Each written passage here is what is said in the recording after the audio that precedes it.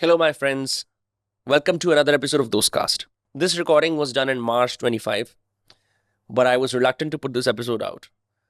I had assumed the episode is entirely in English, and the subject matter was a little too dry and perhaps even controversial, and so I only released this on Spotify. Given my new direction in podcasting, I feel like now the time is right. You've responded very well to my conversations with Suhag Shukla, Eric Weinstein, and Akash Singh. So I bring to you Sachin Nandha, who has perhaps written the single most definitive biography of Hedgewer. Hedgewer is the founder of RSS, Rashtriya Swayamsevak Sangh. Many people know the RSS as an organization that is very close to their hearts. It inspires trust, hope, and compassion in the hearts of many Hindus across the world who find themselves greatly benefited by the RSS. For others, though, the RSS inspires the opposite of hope. It inspires fear. It inspires suspicion. When you speak to members of the RSS in India and globally, they have consciously decided to not care about their PR or reputation and just go about doing their work. In this rare case, though, Sachin was given the monumental task of assembling perhaps one of the most difficult biographies of a man very few people know about. Everyone knows about Mohan Bhagwat.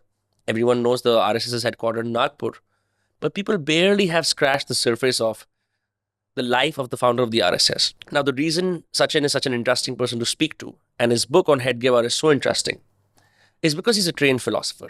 And when he puts Hedgewar not as Hedgewar, but as a philosopher himself, it leads to some very interesting comparisons and possibilities. In the course of this conversation, I was able to find out how does a Shakha actually operate? How does a Shakha operate in India? And how does it operate in the world? I was also able to find out if the allegations that the RSS was not instrumental in the independence struggle, if they were true. At the same time, you will be able to find out what Hedgewar, the founder of the RSS, thought about Nehru, Gandhi, Vallabhbhai Patel. For all of them, if not his contemporaries, were 10 or 15 years apart. And so you will find yourself in the independence era once again, and we will juxtapose that with the RSS in the 21st century and the RSS of the future. There are some important questions raised about Hindu society, about the coexistence of Hindus with other communities, and whether truly the RSS is this militaristic, militant organization that many American agencies, governments, and people from the West make it out to be. This is a long and illustrated conversation with Sachin Nandha, and it's about Hedgewar, RSS, and what it means to be Hindu today. And I must absolutely say, my friends, this is one of the many conversations I'm going to have on this channel every Tuesday and Friday. Do not forget to subscribe. Tap the subscribe button. Having said that, the episode with Sachin Nandha begins in 3, 2, 1. Sachin, welcome to Dostcast. It's a delight. I don't often interview British citizens, so you're a first. The last time I interviewed someone was an OnlyFans star from the UK. This will be a very different conversation, I can promise you. Thank you.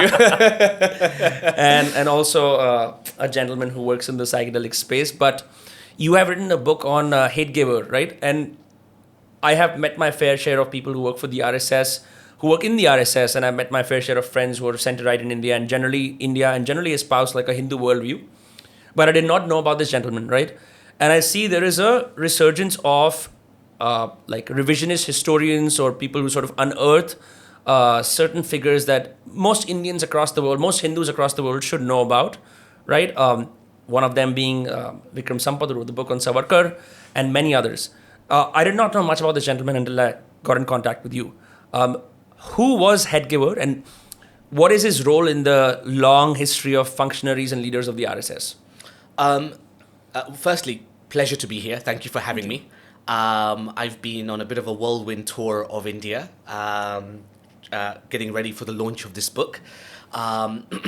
So, Hedgewar, you're absolutely correct. And one of the reasons why I became intrigued in doing this project, I mean, this book took 7 years to research and write.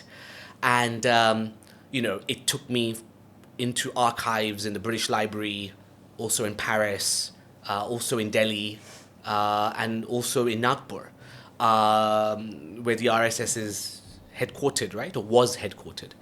And what led me to all of this was that, everybody in India, it seems, has an opinion on the RSS, right? Good, bad, ugly, whatever. But when you scratch those opinions, when I scratched those opinions, it came to me that very few people knew anything really substantial about its history, its early history, and about its founder. Yeah. And to me, I think it was somewhat perplexing of how can people have such strong views about something that of which they know very little in terms of its history and its founding father, if I can put it that way. So that got me curious. And then I noticed that it seemed like the RSS is woven, I would say, into the fabric of Indian life. I couldn't go very far in India, in any urban center, without bumping into something to do with the RSS, the Sangh. And so these things led me sort of further down the rabbit hole, as they say, right?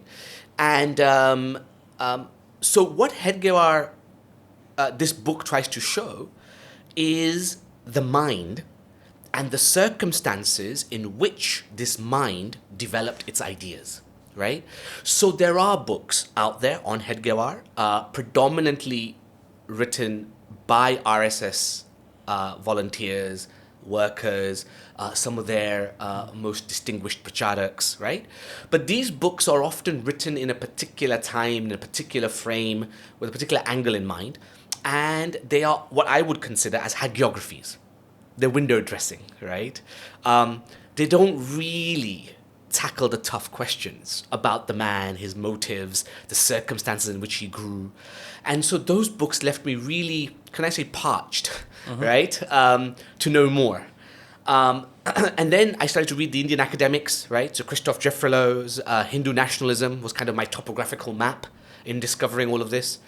But what I discovered about academics was that although they had a lot of commentary, and there's tons of books written on the RSS, there's hardly anything on Hedgewar, right? Hardly anything.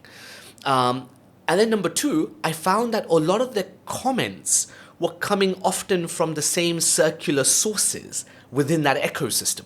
And so after a while, as I started to trawl through the tons of literature on this stuff, I began to realize that I'm seeing the same quotes being regurgitated.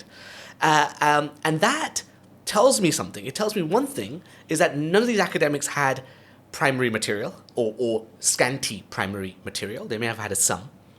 And number two is because of that dearth of primary material, they're just busy quoting each other. That creates an echo chamber, right? And so I felt that wasn't either serving my purpose, which is trying to decipher who is this man?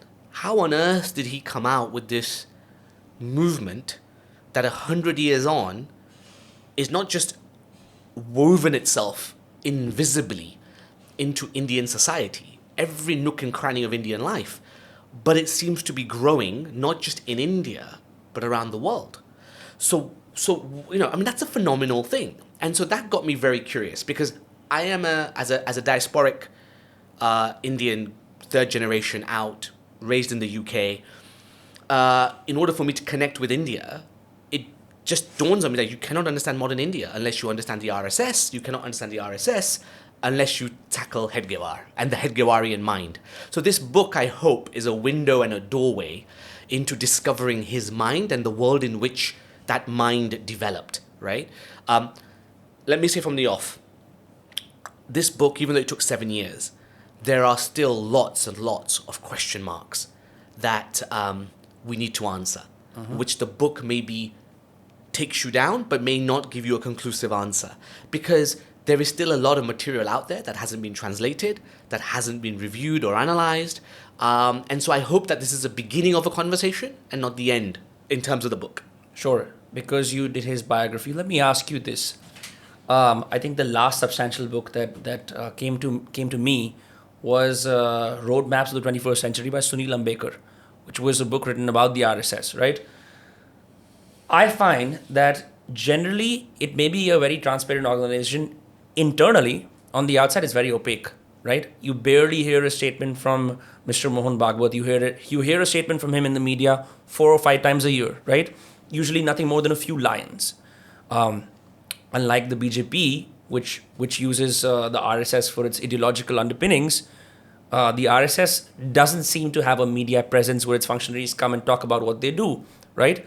So for the outside world, I'm not even sure how the RSS literature makes it across to the average person, right? There is far more on Hindu nationalism, Hindutva than there is about the RSS. Now, because you wrote this book, I'm sure you got access to archives, how the organization works internally. Why is that? Yeah, that's a good question. I'm afraid the answer is somewhat serendipitous. So what happened was I began to ask questions. The first time I came to India properly, I was a backpacker at 22 years old, trying to find my family roots. These were the times where there were no apps to book trains or buses, and so it was like queuing up, and I struggled to navigate India completely. But even at that age, we're talking now 2001, 2002. Right. So now the smart viewers can figure out my age. As a 22-year-old, even at that age, just as a tourist backpacking, I remember distinctly seeing grown men in these khaki shorts on parks playing games, right? Right. Nothing much else. But as I got into private equity, I came to India on several financial trips. I came here on several conferences. I would ask people, and very quickly, you would bump into the RSS. For example, you'd bump into its labor unions. You'd bump into its student unions. You would bump into some engineering club, but all the engineers are part of the RSS. Or you'd bump into some IT group, but again, all the IT guys are somehow connected to the RSS, right? And so I began to realize that this thing called the RSS is everywhere. And as I mentioned earlier, as I started to explore RSS literature, which I found unpalatable, and I started to explore academics and academic literature, the academy, which I found it was helpful, but it didn't really answer the nub of it. I began to critique this whole thing. And effectively, at a conference or another, I bumped into a very senior pracharak of the RSS who basically kept in touch with me, and then afterwards said to me, look, you seem to be dissatisfied so much, well, why don't you write something? And I laughed it off, of course, being in London, no archival material. Who am I to do this, and why would I, right? I've got a busy private equity career. But he was quite serious, which surprised me. And so he gave me access to a man called Milind Oak, who was the archives keeper for the RSS. And before you knew it, I had to pinch myself because I was in a room twice the size of this room, stacked of boxes, stacked of documents, which were the original letters, notes, documents that Hedgewar himself had written.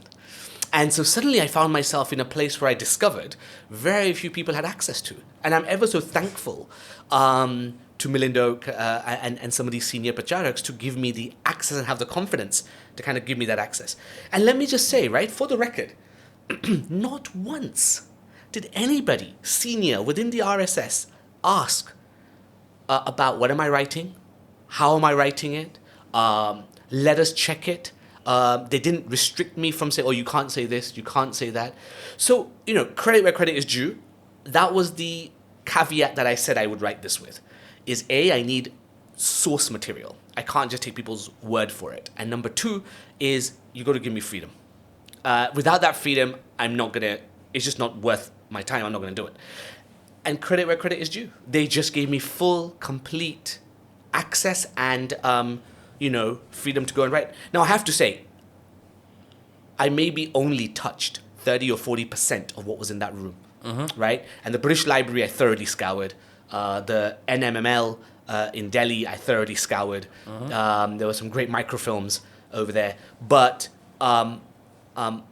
in terms of the archival material, there's still a lot to go through that somebody can in the future go into, I suppose.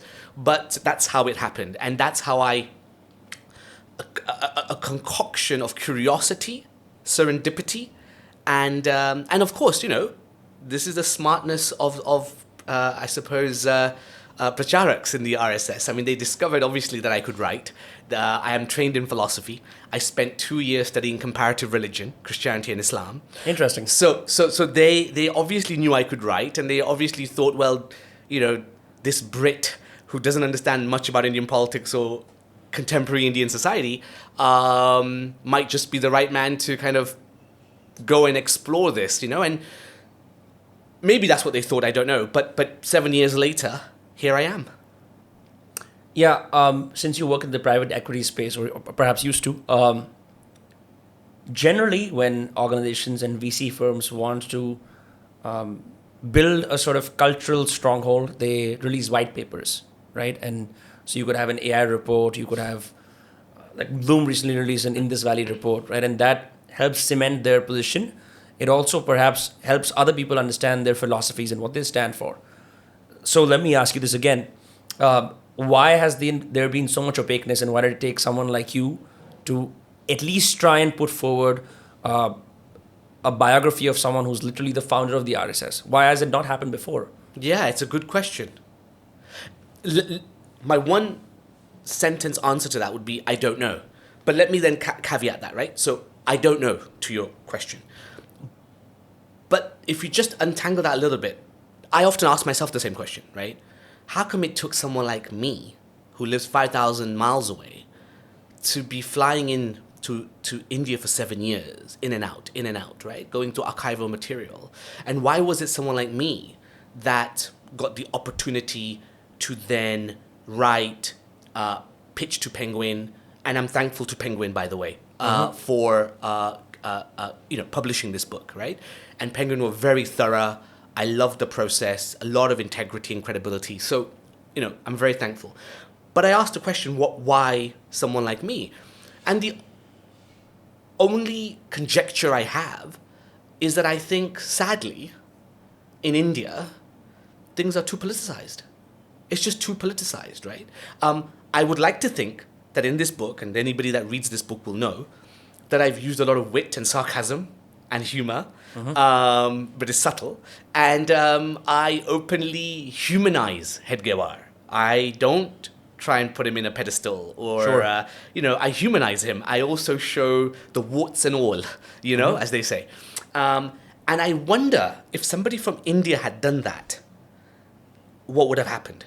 Also, I wonder if somebody from India would they have had the access to some of the microfilms at the Delhi library, which my understanding is most academics who have tried to ask for those microfilms have always been told it doesn't exist, right? But I got access to them. So I don't know, but maybe it's that because I'm somebody who is not vested in the outcome. Right? Sure. You don't stand to gain any political advantage or any None. reasonable clout or any, increase in your position, let's just say, social position. I don't think so. Yeah. My home is 5,000 miles away, right? I run a small research organization now in the not-for-profit space. I suppose I am insignificant to the political and the social landscape of this country, right? So. So before I dive into the nitty-gritties of the book, and I have some quotes from the book as well, let me ask you about Shakhas, right? My own experience of the Shakhas was, again, now that I think about it, using your statement as a way to look at my past, I also, in fact, was, when I was much younger and I was a kid, asked to attend one of the Shakhas randomly in one of the parks in my neighborhood in Faridabad where I was growing up. And I did it. This gentleman did not have khaki shorts. He was just a younger man. He asked us to race and run, play a few games. In the end, we all emphatically chanted Bharat Mata Ki Jai. It was less an induction into patriotism and more an induction into what is this strange thing that I'm doing? It's kind of exciting. Anyway, things went on. I didn't attend much. But then, as I grew older and certainly met certain people from various, across the political divide in India, A lot of these men who actually now are ideologically on the right or believe in a sort of Hindu nationalism, which is often misconstrued by many, talked about how they went to shakhas as a kid, right? And then I was doing further research. I found that there are also shakhas happening in the UK and other parts. What do those shakhas look like? Yeah, and it's interesting, isn't it, what you just said?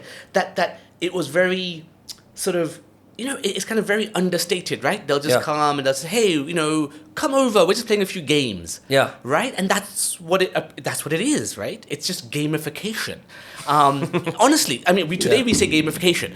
Yeah. I think Hedgewar was a genius for that, right? What he did was he created low barriers to entry. Mm-hmm. Right? How hard is it for a bunch of boys to get together and play games, right? And especially rough and tumble games, right? Nothing more than what an adolescent teenager wants, right? To get rid of all that testosterone, right? Mm-hmm. And so it's very, very appealing. There's something to be said about how Hedgewar gamified Deshbhakti, mm-hmm. right? And through gamification, he instills character, values, a certain sense of rootedness, and so on and so forth. To answer your question directly about what do these nodes, what I call nodes mm-hmm. of social capital, which maybe we can explore, in the UK or outside of India look like. So I've visited many now, because they're everywhere, within the diaspora. And they're very different. So I think in most places around the world, you will find that the shaka is a family affair. Dadas, dadis, husbands and wives, and their children all go to the shaka. So it's a very different atmosphere. In fact, when I came here for the first time and I saw some of the shakas in India, very masculine energy, very daily, of mm-hmm. course, right? And there's a certain potency in India.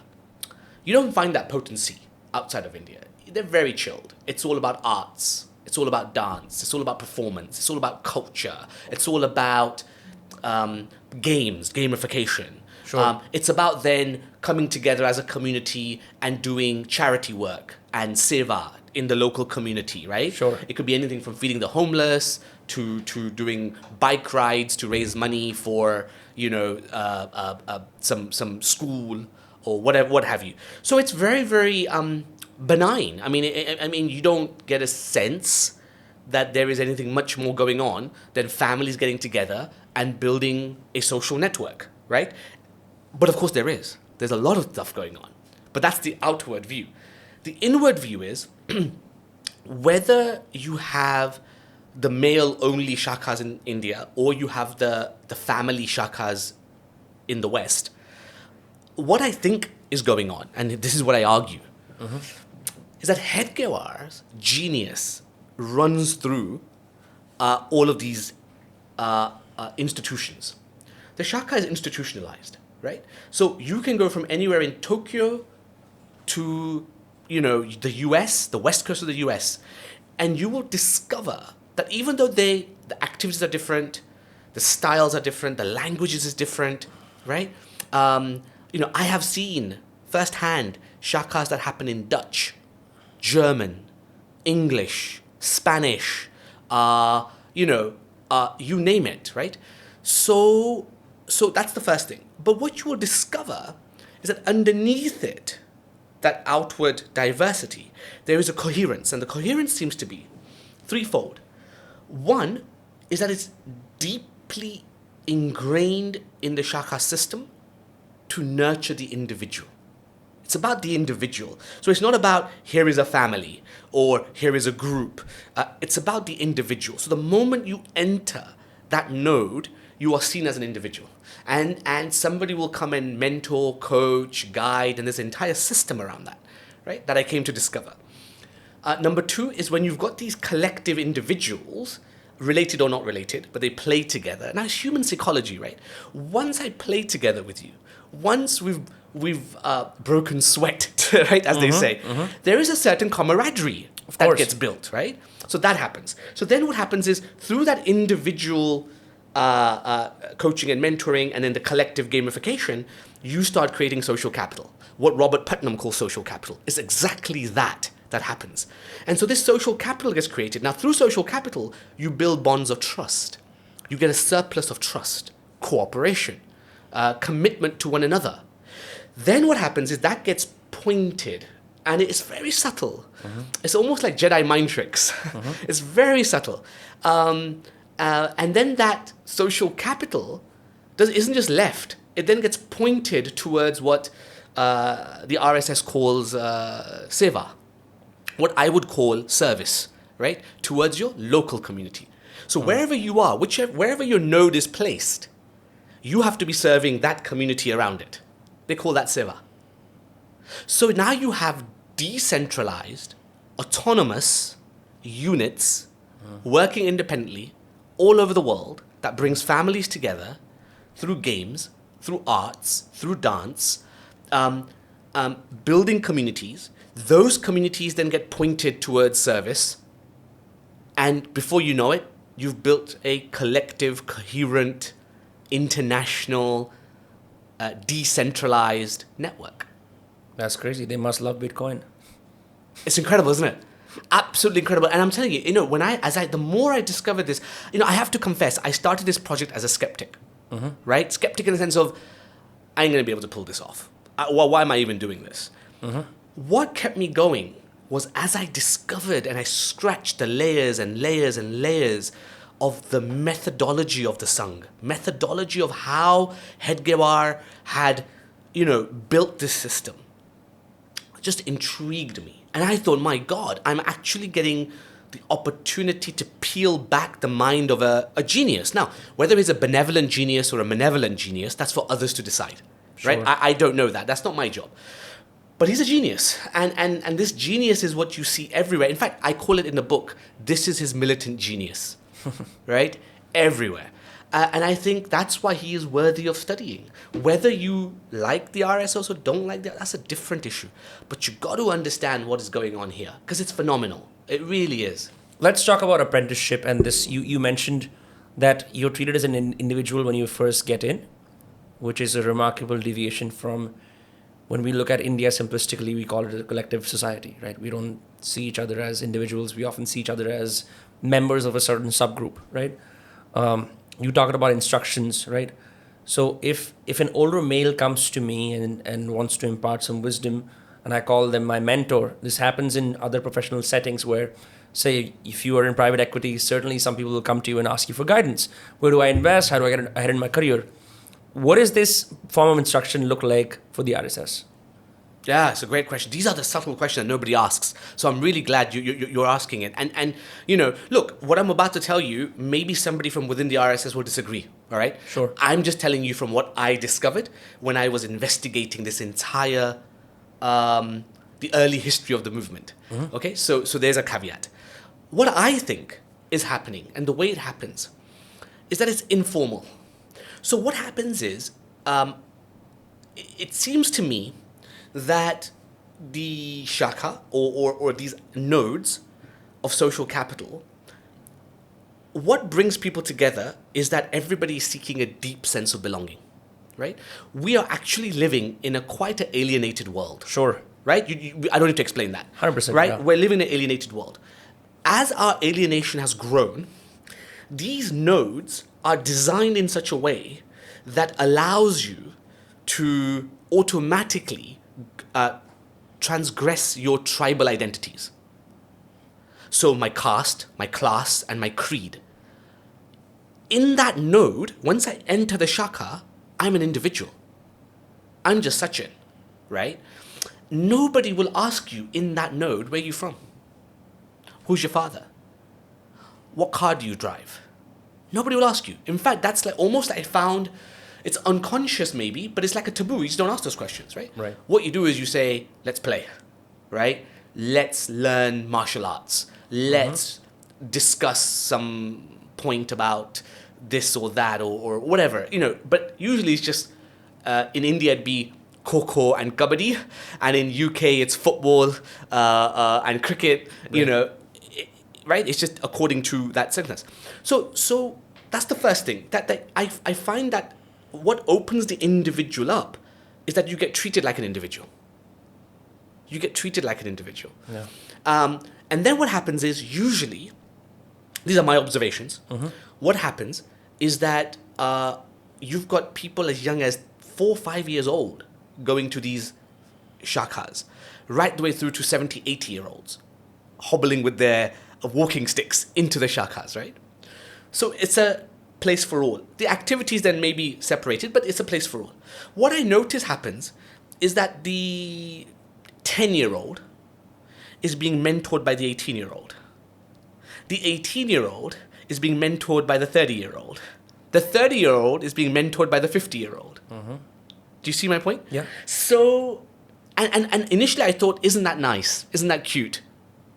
Then I started to go to lots and lots of these sorts of programs, and I started to realize, my God, this is happening systemically. This is systemic. This is not some nice guy in a random shakha being nice to some kid or some nice to some old man. No, this is systemic. There is a certain value system that is ingrained in the Swayamsevak, right? In the members of the RSS or the Sangh. And so what happens is that, I want to bring it back to Hedgewar. This is Hedgewar's genius. He knew that the 10-year-old wants to be like the 18-year-old. He doesn't want to be like his dad. He wants to be like the 18-year-old. Right. The 18-year-old has got to a stage where he's asking some tough questions about life, career, whatever, and he wants to know from a 30-year-old. Right? He doesn't want to know from his dad. He wants to know from that 30-year-old. The 30-year-old's got to a stage where he's married, got children, young children. He needs guidance and advice and all the challenges that life brings by a 50-year-old who's been through it. So suddenly, you're not mentored in this narrow sort of, hey, let's all play kabaddi together. You're kind of now mentored in life, right? How to raise children, how to manage your relationships, how to find support networks if you fall ill or if you lose your job, or, it's an entire ecosystem which will be like a social safety net if that's what you need. It can also be an incredible leverage, right? Because now, if I'm an individual and for argument's sake, I'm an engineer, and my job has taken me from Delhi to Kanyakumari, and I just made that up, I can use this nodes of social capital, and I will find people over there in Kanyakumari who've never met me, don't know who I am, nothing, but the moment I find that node, a shaka, I'll be able to tap into that social capital, and suddenly I found my social network. Instantly. It's like generally when we look at social networks in India, it stems from where are you from, right? So regional networks. Malayalis will band together, Haryanvis will also band together. It's based across caste, right? Sometimes it's based across maybe you have a big family. But other than that, it's pretty impersonal. So what you're saying, if I'm getting it right, is that this allows people to never feel lonely and never feel unsupported. Especially in these times. You got it. Absolutely. Right? And just have a think about that for a minute, right? Hedgewar, these are Hedgewar's words, not mine.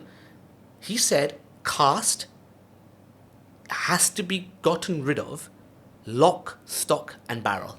His words, right? He felt that caste was one of the single most contributor to the downfall of the Indian civilization, right? And essentially what I took from that is that caste, once it was fossilized, how it was fossilized, when it was fossilized, that's a different issue. But it was fossilized. Once it became fossilized, social mobility came to a zero. And once social mobility goes to a zero, you don't innovate. And a society that does not innovate is sooner or later going to fragment and become very, very poor. Yeah. And I think Hedgewar was born and raised at a time when India had hit its lowest and poorest point of its civilization, right? And what Hedgewar, I think, noticed more than anybody else of his contemporaries is that Indians, and let me be more specific, Hindus in particular, had lost its reservoir of social capital. And without social capital, you don't get civic institutions.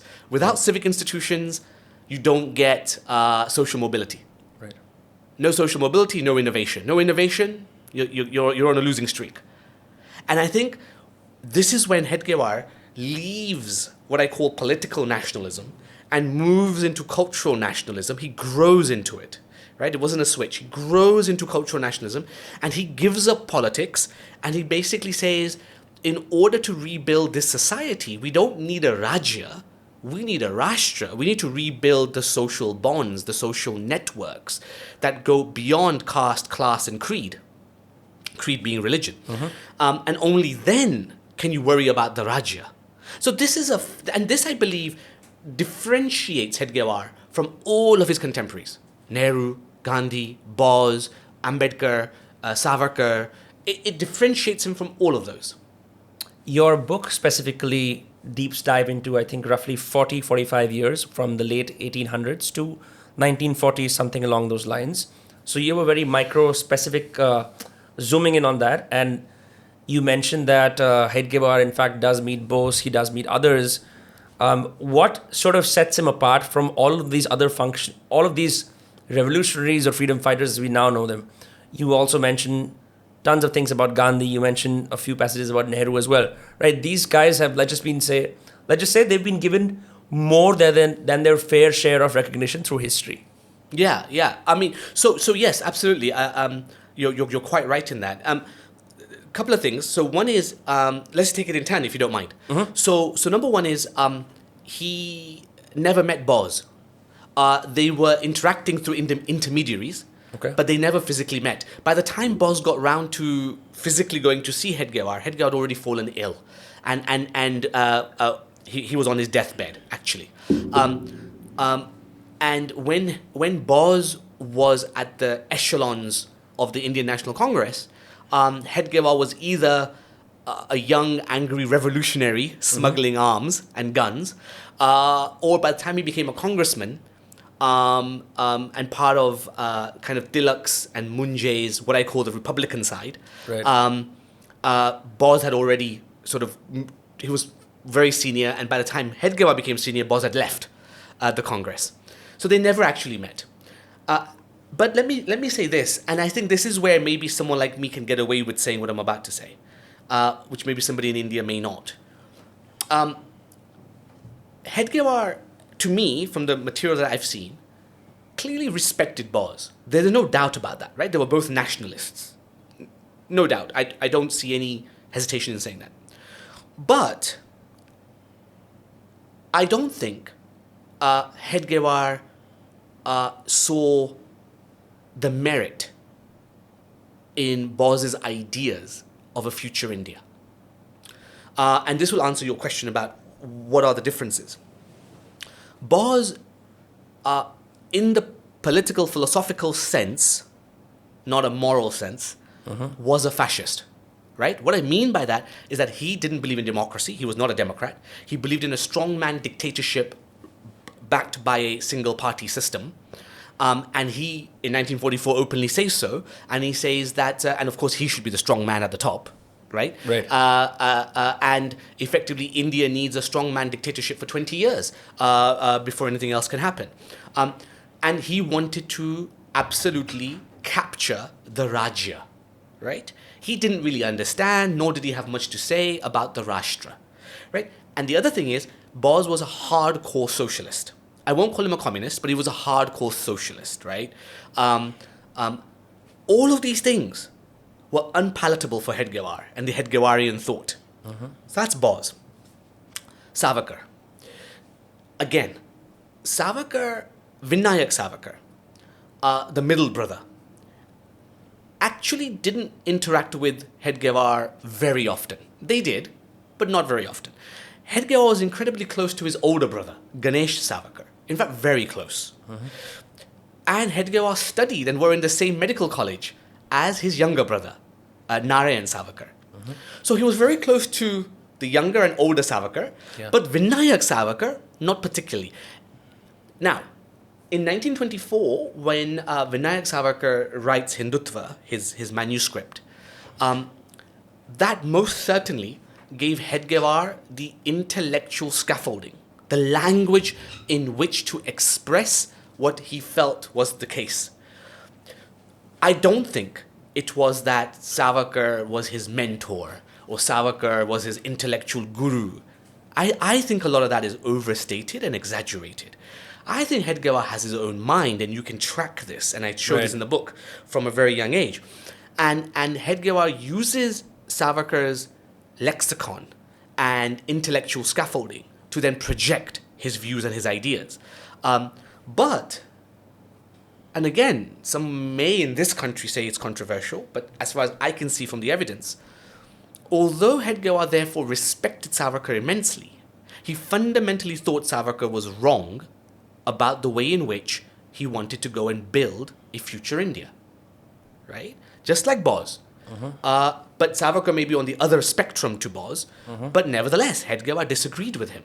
And there was definitely lots of friction between the two, right? In 1939, Savarkar publicly writes in newspapers that Hedgewar is fragmenting the Hindu Mahasabha.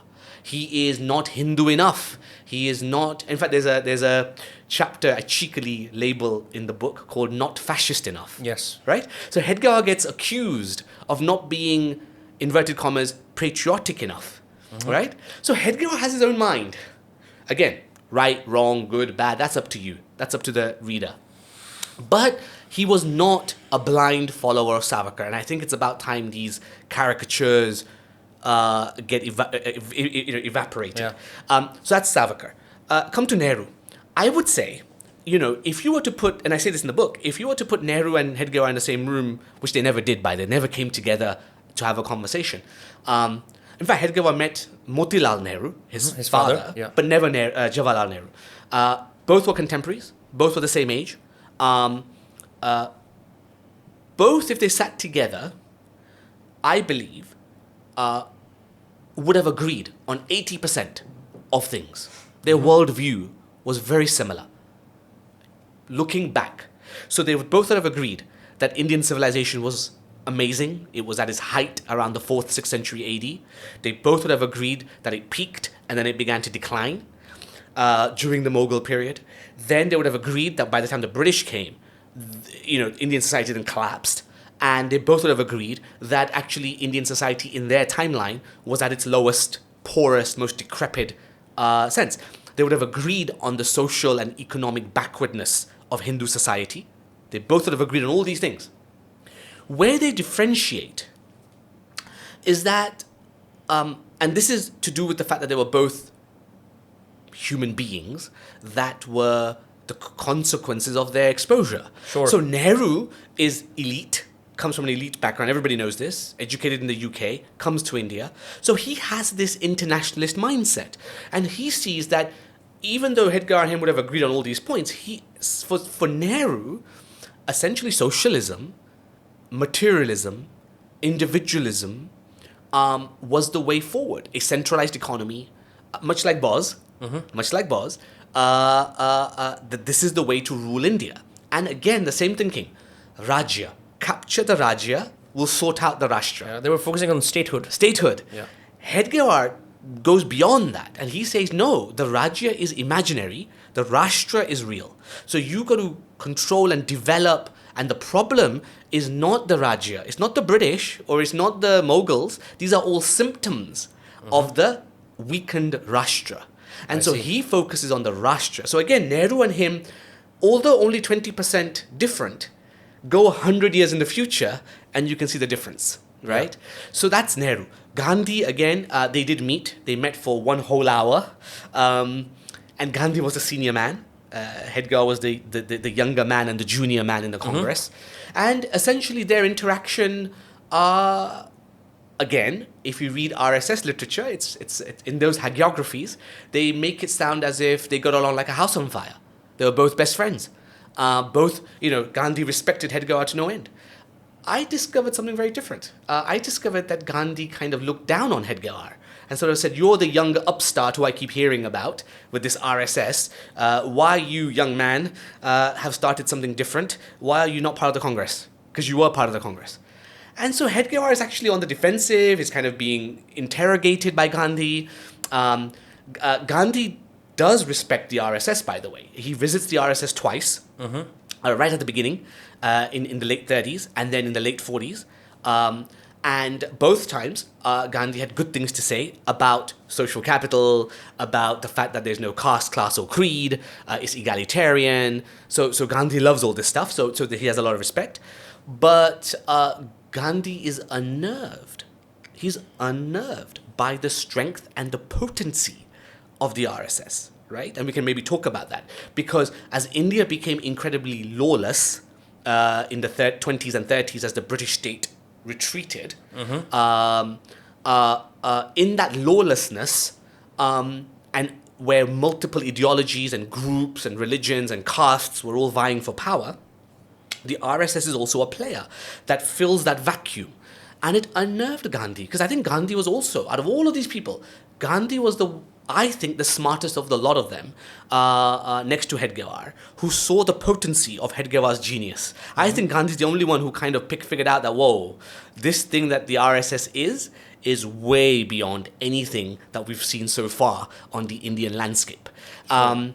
So I found that actually, but again, where they differentiate, Gandhi, again, wanted to capture the Rajya.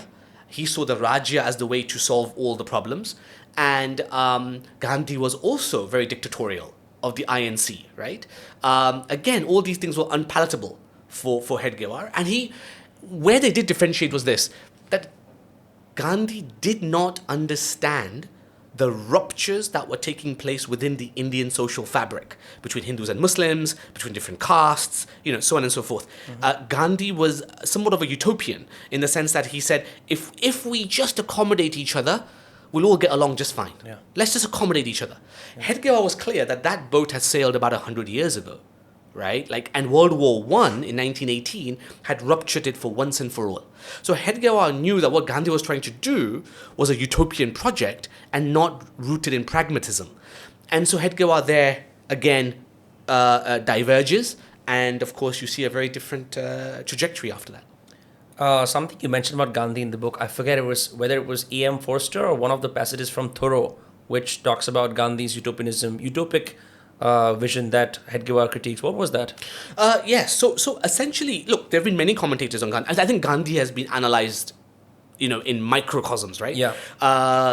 But absolutely, there are many commentators out there, and you're quite right. It was Forster there who basically says that Gandhi was a utopian. He was a utopianist, and this utopianism comes out of, I'm not an expert on Gandhi's philosophy, so I won't comment too much. But certainly he exhibited this thing about if the Hindu majority just accommodated the minorities, everything would be okay.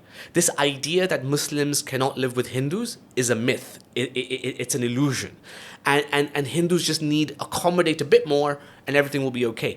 That was utopianism. And even when Gandhi, in the face of the realities, so what disturbs Hedgewar quite a lot is in 1921, when the Mappila riots occurred in Kerala.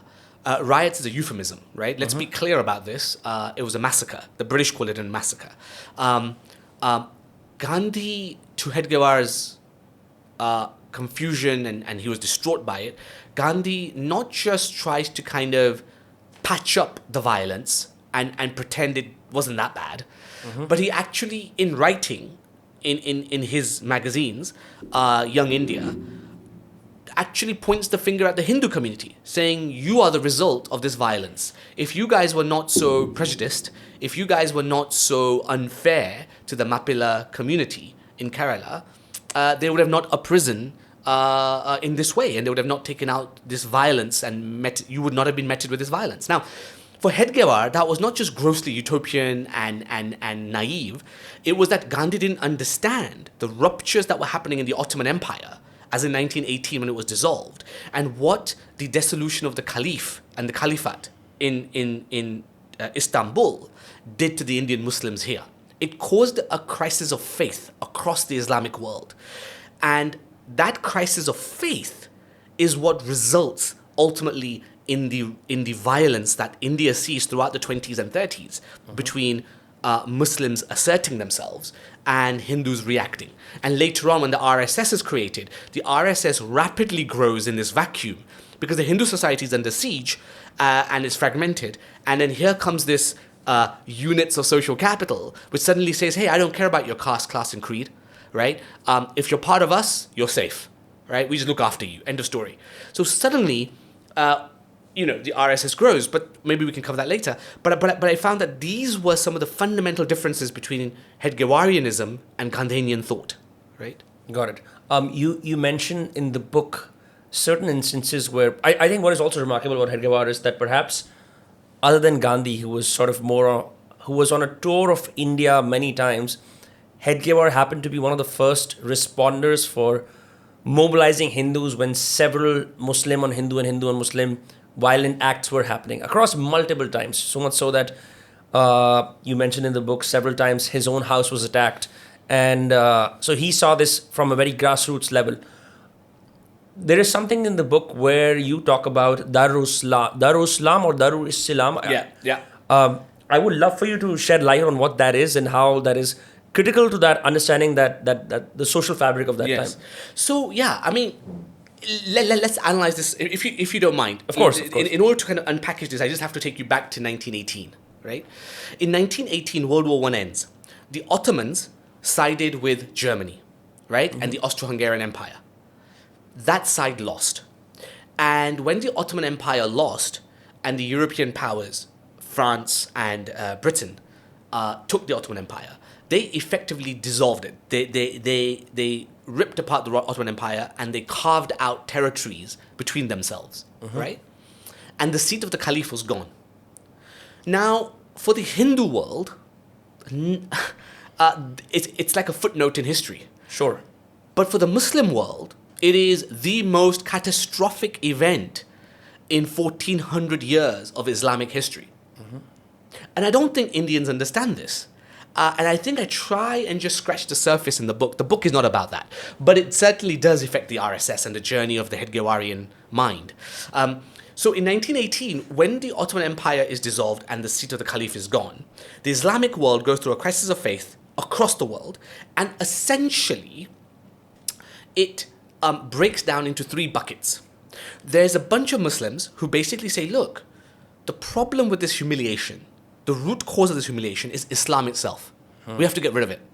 And these became the secularists. Ataturk, right? Ataturk and that movement is a symbol of that. That Islam was the problem. Islam was the problem with this humiliation. So we should get rid of it. And we should go back to who we are, which is we're Arabs, we're Persians, we're Berbers, and go on the nationalist, ethnic identity. Yeah. And then eventually they're the Young Turks movement. Correct, exactly, right? So that's that group. The middle group was, well, look, Islam is not the problem. We're Muslims. And but it's that Islam needs to be reformed. Islam needs to be renovated. And so these were the Muslims that thought it needs to be, Islam needs to be pointed towards science and technology, embracing certain values of individualism, right? And so on and so forth. These were the modernists. So here you got the Ba'ath parties, and you got the Shahs of Iran, right? And you saw what happened to Afghanistan and how it modernized, and Iran modernized, and that's that middle bucket. In the subcontinent, fortunately or unfortunately, it depends on how you see it, a certain form of Islam grew, the third bucket, which was that this humiliation has been meted out by Allah because we're not Muslim enough. We're not pious enough. For the first time in 1400 years, there is no caliph on earth. That means that Dar Islam has been destroyed by the great Satan of the West, right? Consumptionism, materialism, capitalism, right? Christianity, right? Oh my God, and so how could Allah allow this to happen? Well, it must be because it is punishing us, and therefore we're not pious enough. And so in that bucket, you got Salafism, Wahhabism, Berweli, Deobandi Islam. Now, Indian Islam is Deobandi Islam. Pakistani Islam is Deobandi Islam, largely. Berweli Islam, all this mixed in with a bit of Salafism and Wahhabism and all that. But either way, however you want to cut the cloth, it's basically fairly conservative, orthodox Islam. This is what grew up in this part of the world. India did not get the secularists. India did not get the reformists. India got the orthodox traditionalists, right? For better or worse. Now, and remember when Deobandi Islam was founded, it's not an old school of Islamic thought, right? Within the Sunni canopy. It was 1857, after the First War of Independence. Deobandi in UP, Deoband. Yes. That's where the seminary is founded. And for most part, up until 1918, Deobandi Islam did not catch traction within the Indian Muslim world. After 1918, Deobandism spreads like wildfire because there's a crisis of faith. There's a crisis of identity. When you see, people don't understand this, that when you understand what the Muslim identity is, now I'm not making a moral judgment, so do not misconstrue this. Of course. But I'm making a theological, philosophical point that when one is a Muslim, one no longer identifies with the soil. One no longer identifies with land. That's idolatry. One identifies with Allah, the only truth, right? And his prophet. And the Rashwadeen, the rightly guided ones. Or even the religious sites in the Arab world. Correct, yes. Mecca, right? And Medina and so on and so forth. So suddenly, Indian Muslims, well, they may be Indian, they may be living in the subcontinent, but once you adopt and you internalize the Muslim identity, you are inevitably going to look towards the Caliph for your ultimate protectorate, your ultimate guidance, your ultimate sense of pride, your ultimate sense of belonging belongs to where the Caliph sits, right? But it depends on the spectrum of Islam that you practice. Like Correct. You could be in the Catholics, they have a lapsed Catholic. Correct. Right? Yeah. Correct, absolutely. And so when the Ottoman Empire is not there anymore, who do the Muslims look towards? Where do you look for your true north, right? Who is now in control of Islam? Who now is the figure point? Islam has always had that. It now suddenly was gone. Of course, I am simplifying it for the sake of the podcast, and I'm caricaturing it somewhat, but you get the gist, right, for the listeners. So this particular orthodox, conservative form of Islam takes root in India. Now, this conservative root of Islam basically says music is haram. Music is bad. You look at the root causes of all the so-called Hindu-Muslim clashes. Right. It is all around Hindu festivals, which are noisy, colorful, and mosques, where suddenly this was being preached day in, day out, that music is haram, music is bad, and now you've got these noisy musical festivals, and now there's a rub. Now Muslims are saying, hey, don't come here with your processions, disturbing us. And the Hindus are saying, what are you talking about? We've done this for hundreds of years. We've always done this, and we'll continue to do this. And this is where the rub happens. It's always around these petty scenarios, what I would consider petty scenarios, where the rub happens. But the tensions are being built up. And now and you look at the list of deaths that the British kept all over the 1920s, in pretty much every major city in India, the deaths are usually Hindus. Because the Muslim community was somewhat organized, right? Mosques were there as nodes for social capital, what's called bonded social capital, within the Muslim community. So they were fairly organized. But Hindus are generally fragmented. And so Hindus were easy pickings, right, in that sense. And so there was this certain assertive, militant form of Islam that was taking root across India. And really the Hindu leadership, or the Indian leadership, because I couldn't call Bose or Gandhi or Nehru Hindu leadership. I mean, these were secular leaders. Secular leadership and the Hindu leadership really didn't have a genuine answer, a genuine response to this phenomena, because I don't think they understood it. I don't think they genuinely understood the crisis of faith Muslims were having at that time, right? I think Hedgewar got it. And why do I think Hedgewar got it? Because one of Hedgewar's key influences during his most formative stage, when he was at university, was a Maulvi, a man called Likat Hussain, who I believe influenced him significantly and taught him the nuances of what was going on within the Islamic world. And so when World War I occurs, Hedgewar is one of the first to start recognizing that Indian society is about to go through a rupture that it's never seen before. And that rupture, sure enough, happened.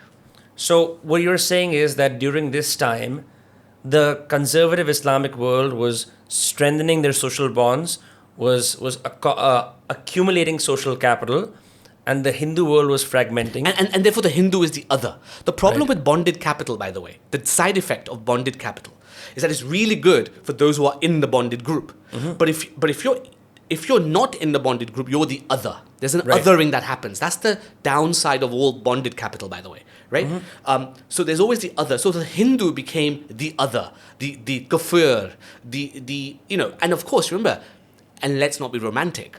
As somebody who spent a lot of time studying Islam, both formally and informally, there's plenty of quotes and surahs and sunnah and hadith that bigots can copy and paste and say, see, these others are the problem, right?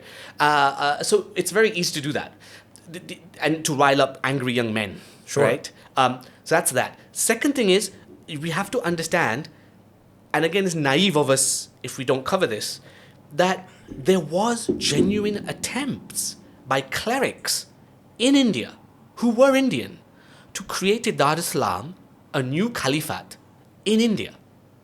The Kerala Mappila, again, massacre or riots, or however you want to frame it, were explicitly, not my words, by the man himself, who the cleric who led this. He was not some fringe cleric, huh? He was not some fringe. He was a well-trained Islamic scholar who basically said that the new caliphate has to be then established, the Dar es Salaam has to be established in Kerala, in India. And so he set out on this mission. Again, utopian dream, but this is what all fundamentalists do. They create utopian dreams and lead thousands of men and women into disaster. We see that across the world, right? Whether you're Lenin or you're Mao or you're Pol Pot, if you're a utopianist, chances are you're going to lead people to disaster. This man was a utopianist, a conservative, orthodox, Muslim utopianist who led the Mappila community into disaster. Thousands of men were killed, thousands of women were killed on. And remember, the Mappila massacre not just killed British soldiers who were Indian and police officers. They killed, according to British reports, some part of 30,000 people. Thousands were killed, 30,000 people were forced out of their homes, and thousands were converted either through rape or through at the end of a sword. And then when the British regiments arrived, they were also brutal because this was an uprising against the state. Why were the British so brutal against the Mappila uprising? It was not because they were criminals and they had massacred so many Hindus. It was because they were a threat to the state, the Rajya. They were trying to create their own Rajya with an Islamic core. And that's why the British were so brutal and they wiped out this ideology, lock, stock, and barrel. I mean, the British executed thousands of Mappila men, and in fact, recently there was a whole controversy because unmarked graves were found all across that northern part of Kerala, where the British just basically assassinated anybody who they thought was affiliated to the uprising and just buried them, right, in mass graves. So it was brutal. All this was happening, and I don't think Indian leaders at that time really understood what was going on. And I think out of all of them, I think Hedgewar was the closest one who understood this. And I think that's why he's the one that creates a response to this. And talking about the response, there's a small passage in the book where you talk about the need for Hindus to go back to a slightly more martial form of religion, where they focus on, in the very early parts of the book, akhada training and wrestling and all of that. I don't know if that is still relevant today. Why? What was the genesis of that happening? Did Hedgewar deliberately think that there was some benefit to perhaps being more martial in people's Hinduness, or was it just a response to some of this? Yes, it's a good question, isn't it? And the answer, again, my headline answer is I don't know, but one can conjecture based on what we saw and what he wrote and what he did. My conjecture is that I think he recognized that the Hindu male lacked character. I can't put it in any simpler terms. Sure. He felt the problem with India was not Muslims or the British or anybody else. Hedgewar doesn't have much to say about that. Hedgewar felt that the Hindu society was the problem and the Hindu male was the problem. It was a patriarchal society where women, 1% of women could read and write. They were generally, a woman's life in India of his times was completely at the whims of the men around them. Sure. Right? Let's not kid around. So he saw all this, and he saw that the Indian male, the Hindu male, is the problem. So you have to reform. If you're a cultural nationalist, which he became, he recognized that it's the male that we have to transform. One of the things he saw was that the Hindu male lacked any form of courage, physical stamina about himself. And remember his upbringing. He comes from a family of wrestlers. His father, older brother, and him. These were wrestlers. I mean, Hedgewar is 6'1" or 6'2" tall, according to the British. And is built pretty, if you've seen pictures of him, he's pretty broad-chested. He's a big guy. And so he comes from a martial family, right? Number one. Number two is that his adopted father, Munjay, was a military officer who fought in the Boer Wars. Brutal. The Boer Wars were brutal. So Munjay comes from that legacy. So now you've got two major influences in your young life where to be martial is what it means to be a man. Right?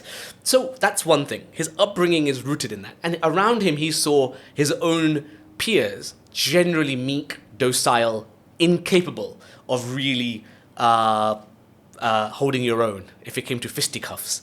And Hedgewar throughout his life, and I think I show this in the book, especially in his younger life when he's this angry revolutionary, he beats a few people up, and he goes looking for fights, right? This guy is a little bit of a tough guy, and so you see the RSS, let's be frank, in the early days was a potent group of tough guys, right?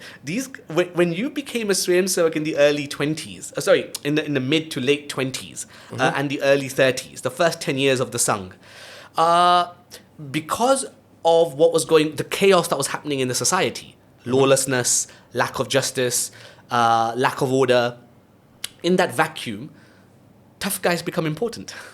Because if now I am a Hindu and somebody robs my house or somebody kidnaps my daughter or somebody's harassing my son, sure, who do I go to? I can't go to the police because there are not enough of them. Law courts are now decimated or too expensive and I can't get any sense of justice. I only have two options. I either rely on my caste or my creed, some guru or something, or what? And this is where the RSS comes in.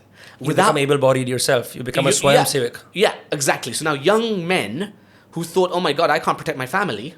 I can't protect, and I'm unemployed, right? Yeah. Jobs were scarce. I'm poor. I'm a bit frustrated with my lot. Here is something that gives me a sense of belonging, gives me a sense of respect, dignity. I'm treated like an individual. I'm never asked about my caste. I'm never asked about my class or my creed. It doesn't matter how I worship, who I worship, what mandir I go to, or if I'm an atheist. Nobody cares. Right. And suddenly I can belong here. Not only that I can belong, I get to become tough. Right? And suddenly, when I walk around the streets and I wear the uniform, I'm a tough guy. People cross the road, People come to me and say, hey, I need this. Can you help me with that? And suddenly I feel respected. I feel wanted. And so this social capital gets built up, right? Sense of belonging and then sense of service. Remember the sense of service? So that sense of service that, hey, you're not just tough guys. You're there to look after the Hindu community. You're there to go and provide medical help. You're there to help the poor. You're there to alleviate poverty. You see that old lady over there who's got no children? You're there to look after her. Now suddenly you have purpose. You have meaning that is beyond yourself, which is what Eric Fromm calls unalienation, right? You stop being alienated and you build a sense of rootedness. In fact, he calls it rootedness. So all these things happen. So yeah, I mean, the early RSS are a bunch of tough guys, and they can get things done. You know, they can get things done nicely, but when they needed to, they got things done the tough and tumble way. You know, they got into fisticuffs when they needed to, and they definitely projected fear into the other, whoever the other was. Now, here, if you don't mind, Of course. people often think the other is the Muslim. Right. Not true. Not true. I couldn't see any evidence of that in any of the archival evidence. What the other was anybody who was not a Deshbhakt. The red line of the RSS was not on class, caste, or creed. Creed is religion. It was on Deshbhakti. If you were somebody who genuinely wanted to rebuild the society, you wanted to support one another, you were, trying to build social capital, generally you were co-opted or you were supported. But if you were trying to promote casteism, if you were trying to subjugate the poor and take advantage of the poor, i.e. a lot of these zamindars, right? The peasantry, the RSS was on your case. The RSS wasn't just about Hindu Muslims. That's again a caricature, sadly. That's been quoted too often. Certainly, when Orthodox Muslim clerics riled up a minority of Muslim youths and these clashes happened, people called upon the RSS to protect mandirs, protect their neighborhoods, protect the processions. Absolutely. So there were clashes between the RSS and Muslim youths, no doubt. But to think that was the only clashes is naive. The RSS youth also tamed the zamindars. They also tamed people who were subjugating those of the lower social caste order. So the RSS was much more nuanced, and I don't think people give enough due attention to these things. And now that I've said this, I hope some clever historian out there goes out there and does all this digging, because it's there to be done. The remarkableness, I don't know if that's the right word, but that word of ideology plus systems plus might makes it what it is today, where it's far more subtler, but the proto-RSS guys, or the punk rock before the classic rock comes in, or the punk rock before the 90s sort of rock comes in. That's a nice analogy. Right. Let me just say, though, Yeah. my understanding of today's RSS is that it's nowhere near as potent. Really? Nowhere near as potent. No. Again, just as I've traversed a lot of these nodes of social units, Yeah. I go to the modern RSS Shakha, even though they're men still there. I don't see the kind of martial training. I actually see that you see all these photos that I love, Indian imagination, where they got thousands of men in these khaki shorts holding sticks, and it all looks very militant, right? I've been to some of those camps just to see, right? And I was invited to see them. It's more of a dance. They're not fighters. I don't see fighters there. There may be some on the fringes of the RSS that are still martial and potent. But on the whole, I don't see the RSS as being militant in that sense anymore. There might be. I don't know. But as far as I can see, it's chilled out. It's a lot more cultural. A lot more focused on alleviating poverty, working to educate, healthcare. It's more around that sort of traditional charity, seva sort of mindset. The early RSS of the Hedgewarian type was a much more militant, much more organized as military units, ready to fight if you have to fight, and every young man could brandish a knife, could fight with sticks, and these guys were fighters, so they could give punishment and take punishment. It was a very, very different type of order. When Golwalkar takes over, post 1940, but post 1948, pretty much all the military units of the RSS are dissolved. Okay. Yeah. So most people, again, don't quite draw enough attention to this.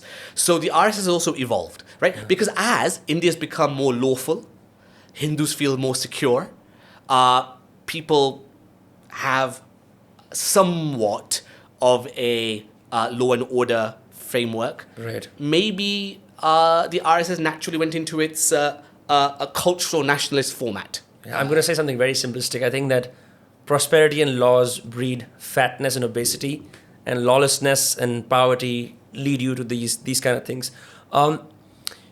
But then you also mentioned right toward the end of the book that often the RSS now is considered to be a very militant organization, right? And it's a fascist organization that perhaps espouses Hindutva militancy in some way.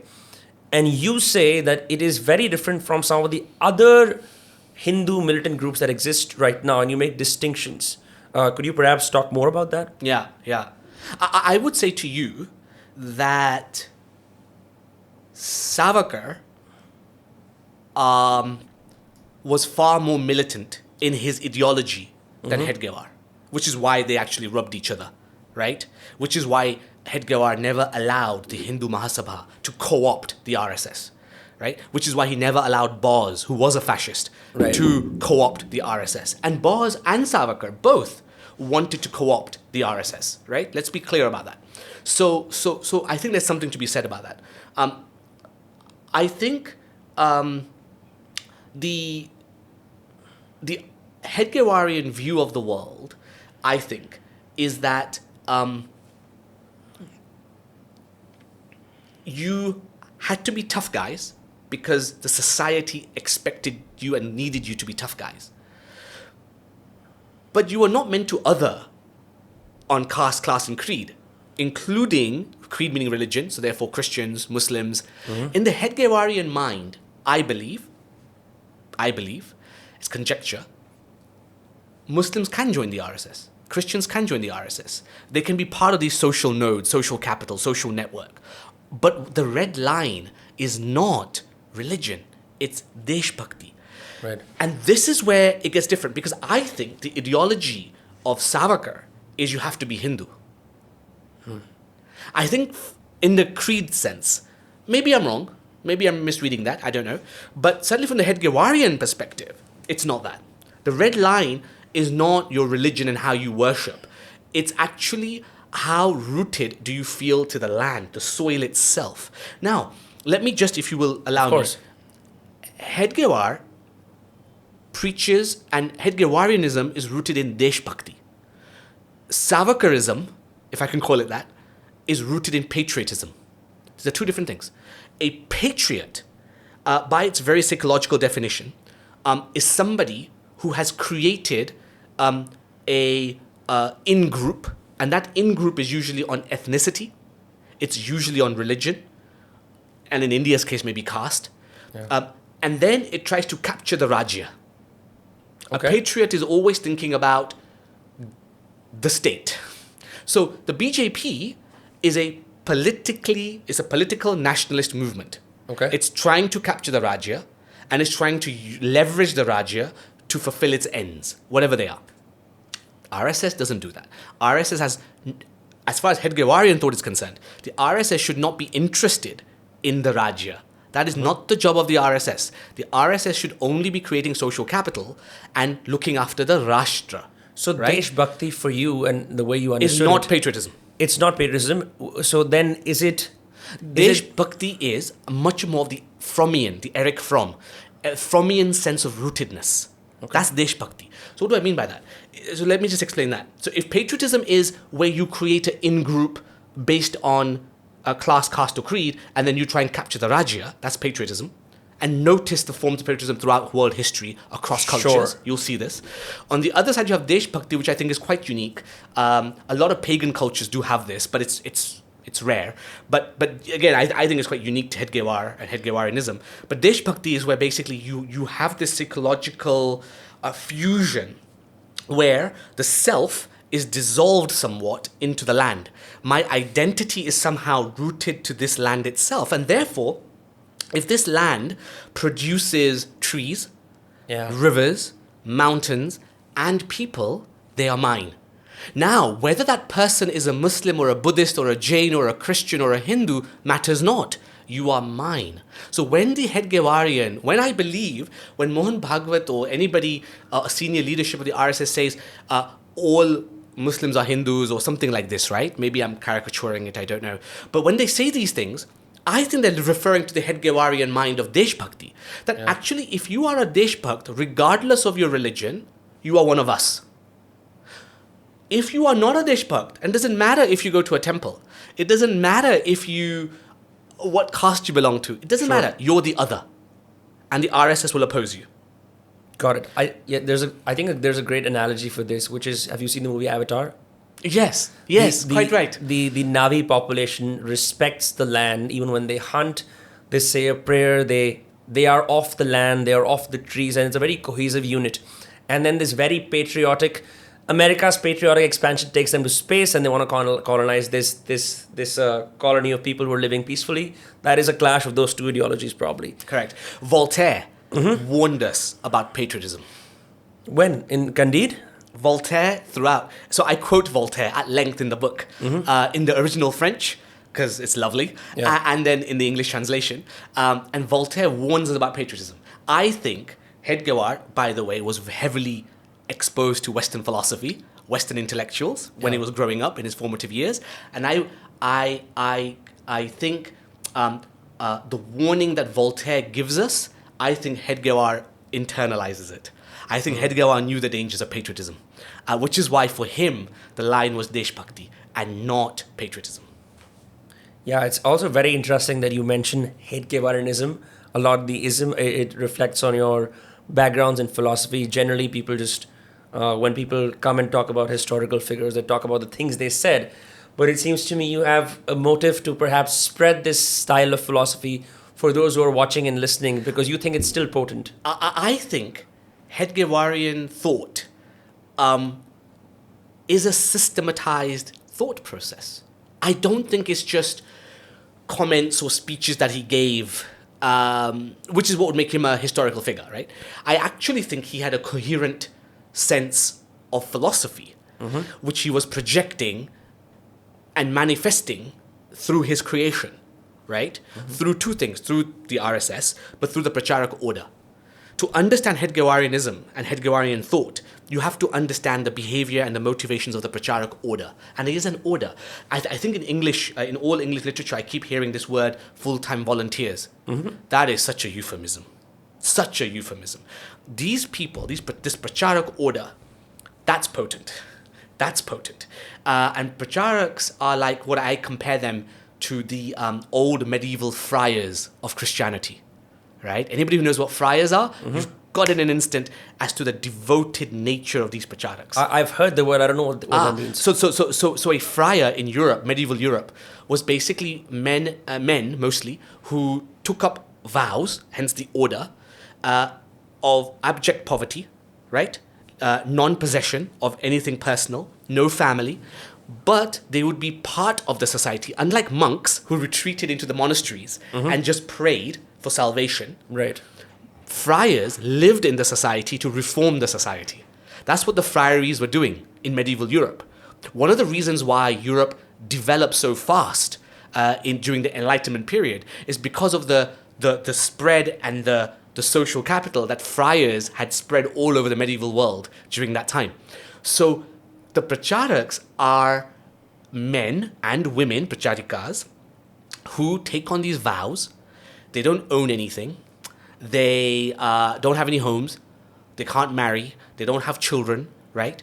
And they work and live and mix completely within the everyday common man and woman. And so you don't notice them. But they're everywhere. And there's thousands of them. And these guys are what Professor Antrim calls the devoted actor, where the self has been dissolved into the philosophy. The philosophy and the self have become one. That's the devoted actor. And so I think, and you can't take it too far. I'm not saying all Pracharaks are this ingrained, but certainly if you follow the Pracharak order long enough, you're going to become the devoted actor. And therefore that is potent. What do you think is the appeal of the RSS today for someone who's watching this, perhaps even from the diaspora? What will this fundamentally give them? We've definitely covered Hedgewarian thought. We've analyzed the annals of history and understood what he stood for and the implications for the India of that time. Look, it's not my job to really comment. Sorry. One sec, yeah. It's not really my job. Sorry, let's start again. No, that's fine. You can edit it then, right? No, yeah, of course. So it's a good question. It's not really my job to to comment and necessarily tell people what they should think and how they should think, right? But what I will say is two things. One, I think popular discourse, popular narratives from within the RSS and without the RSS do injustice to Hedgewar, his creation, and his philosophy, which I think is much more interesting than both sides will have you believe. That's number one. Number two is that whether you think the RSS is a force for good or bad, to me is irrelevant. I think if you want to understand modern India, you just haven't got a choice but to understand this stuff, right? And you got to be able to then understand, how do we engage with this force? Because it is a force. Because it's interwoven, it's decentralized, right? Into the entire fabric of Indian society. So how on earth do I understand modern India without understanding the RSS? So whether you like it or not, whether you think it's a force for good or not, whether you think you're a Deshbhakt or not, so whether you're in the in-group or the out-group, it doesn't matter, but you're going to have to tackle it. You're going to have to understand it. And I say that to not just Indians. I say that to my friends who are English, who are American, who are French. I think anybody who wants to understand modern India is going to have to visit the Hedgewarian mind. Yeah, even as Indians who are born and brought up here, I think there's only two places we approach understanding our country from. We either understand it through our polity, and now we have a political party that is generally very Hindu in nature out and about, which is the BJP, or we understand it through our scriptures and texts. But there is a middle that people often ignore, which is the social mobility of Hindus, which is far less loose than my social community that I play, that I rock climb with or go to the gym with.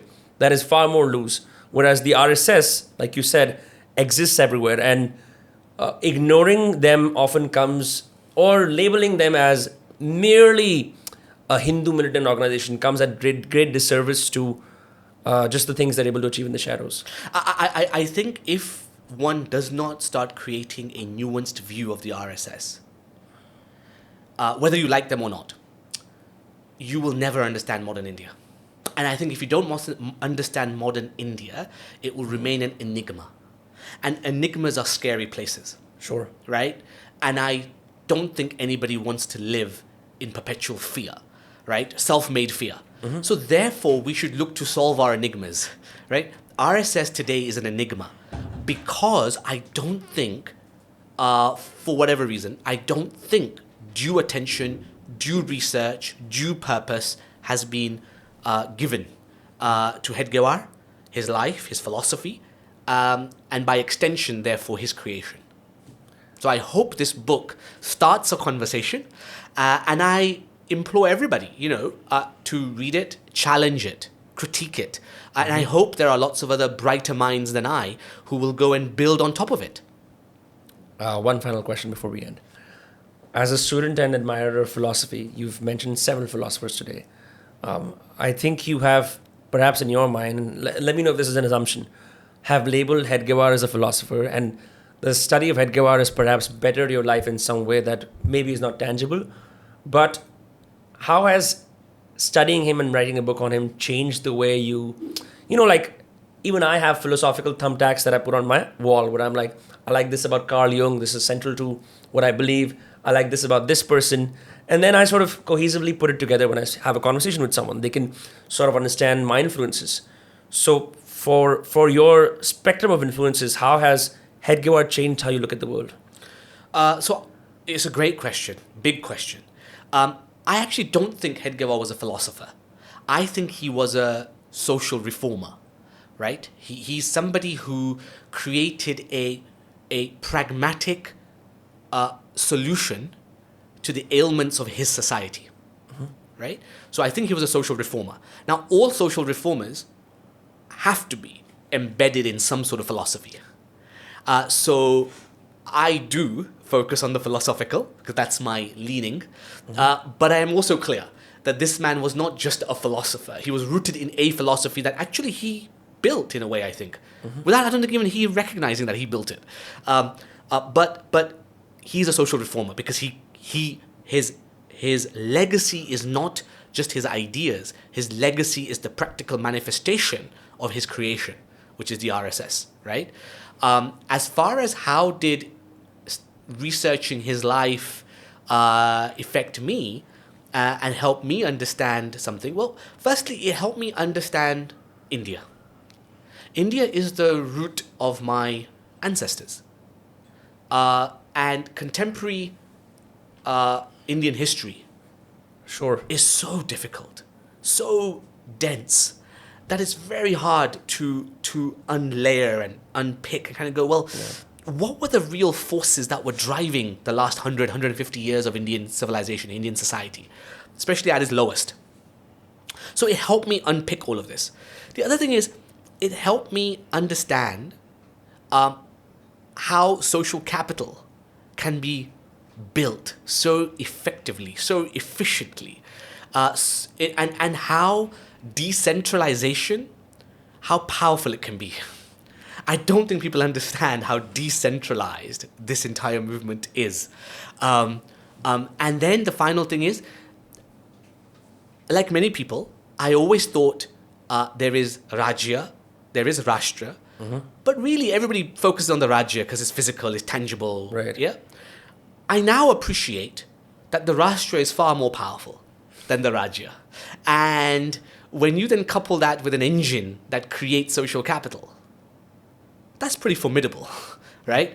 And so I was enriched by understanding these contours of the Indian landscape. And actually, it gave me some confidence that India has some and Indian society has some very, very interesting things to offer the world even today.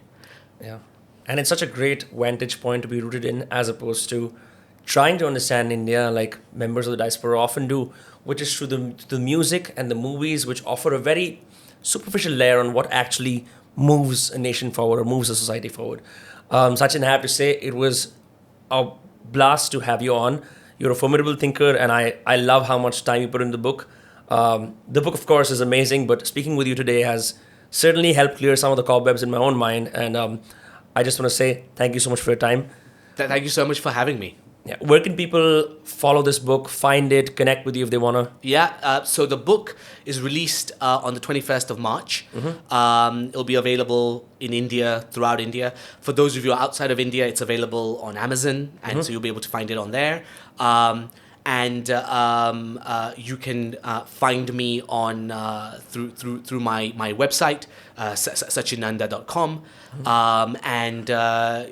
I also now have been forced into having an Instagram account, so you can find me on there. And by all means, I would love to hear from you and your constructive, well thought through ideas. Amazing. Thank you for your time. Thank you so much. Thank you.